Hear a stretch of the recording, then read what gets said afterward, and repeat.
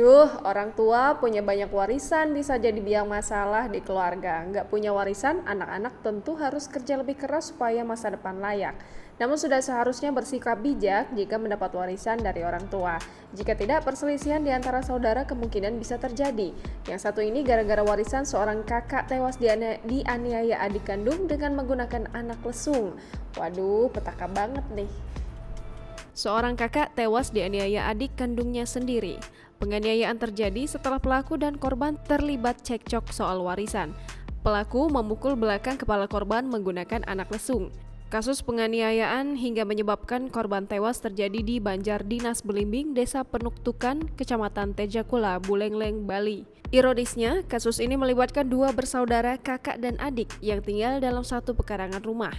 Dalam kasus ini, Ketut Kerti, 75 tahun, tewas setelah dianiaya adik kandungnya, Wayantis, Selasa 13 Juli 2021 pagi. Pria tua tersebut tewas akibat bagian kepala belakangnya dihantam menggunakan anak lesung oleh adiknya yang juga sudah lingsir. Usut punya usut, motif kasus penganiayaan hingga menyebabkan korban tewas ini adalah soal warisan.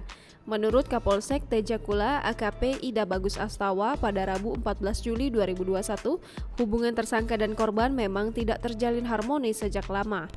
Kedua kakak dan adik ini tinggal dalam satu rumah dan sering cekcok karena masalah pembagian warisan.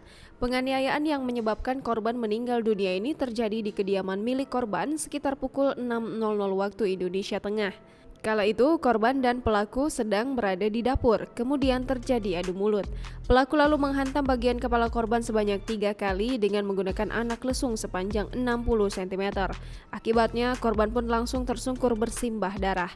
Unit Reskrim Polsek Tejakula telah menetapkan Wayantis sebagai tersangka pada Rabu 14 Juli 2021. Wayantis dijerat kasus penganiayaan terhadap kakak kandungnya Ketut Kerti hingga tewas. AKP Astawa mengatakan penyidik sudah melakukan gelar perkara. Polisi mengumpulkan barang bukti dan mengambil keterangan 3 orang saksi. Dari 3 orang saksi itu, 2 diantaranya masih di bawah umur.